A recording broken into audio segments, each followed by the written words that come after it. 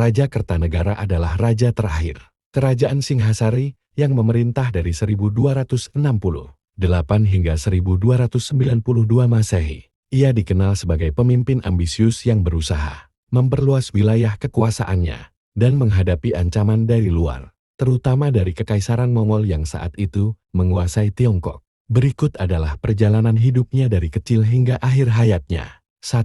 Masa kecil dan awal kehidupan.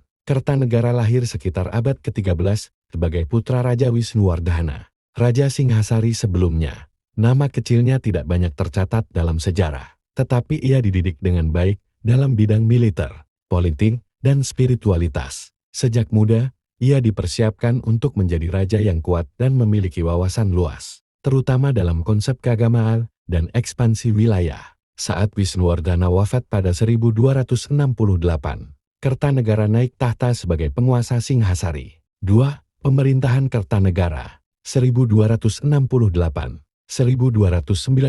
Masehi. Kertanegara adalah penguasa yang memiliki visi besar. Ia ingin menjadikan Nusantara sebagai wilayah yang bersatu dan kuat, tidak hanya bertahan di Pulau Jawa, tetapi juga berpengaruh di luar Jawa.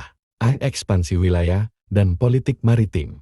Kertanegara melaksanakan ekspedisi Pamalayu 1275 Masehi ke Kerajaan Melayu di Sumatera. Tujuan ekspedisi ini adalah mencegah ekspansi Kekaisaran Mongol dinasti Yuan ke Nusantara, menguatkan hubungan dengan kerajaan-kerajaan di Sumatera, memperluas pengaruh Singhasari di Asia Tenggara.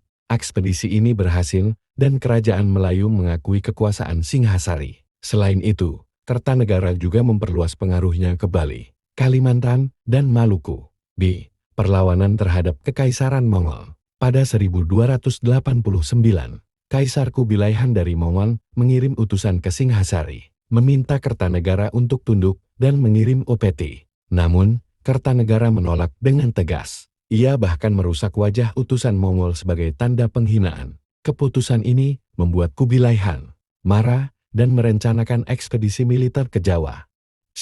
Perang dengan Jayakatwang dan kejatuhan Singhasari 1292 Masehi. Di tengah ambisi ekspansi, Kertanegara mengabaikan ancaman internal. Pada 1292, Jayakatwang, Adipati Kediri yang masih memiliki dendam lama terhadap Singhasari, memberontak dengan bantuan beberapa pasukan dari Jawa Timur. Serangan ini mengejutkan karena sebagian besar pasukan Kertanegara sedang berada di luar Jawa untuk ekspedisi militer.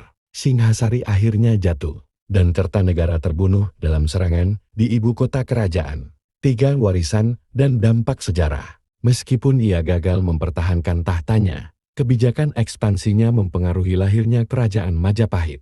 Raden Wijaya, menantu Kertanegara, melarikan diri dan kemudian mendirikan Majapahit pada 1293 dengan bantuan Mongol. Ekspedisi Pamalayu membuka jalan bagi hubungan erat antara Sumatera dan Majapahit. Kertanegara dianggap sebagai pemimpin pertama yang bercita-cita menyatukan Nusantara. Kesimpulan, Kertanegara adalah Raja Singhasari yang penuh ambisi, cerdas, tetapi juga kurang waspada terhadap ancaman dari dalam. Ia dikenal karena ekspedisi Pamalayu yang memperkuat pengaruh Singhasari, menolak tunduk pada Mongol, menunjukkan keberanian politiknya, mewujudkan gagasan Nusantara yang kemudian diteruskan oleh Majapahit. Namun, kelemahannya dalam mengelola ancaman internal menyebabkan kejatuhannya pada 1292 Masehi, menandai akhir Singhasari dan awal Majapahit.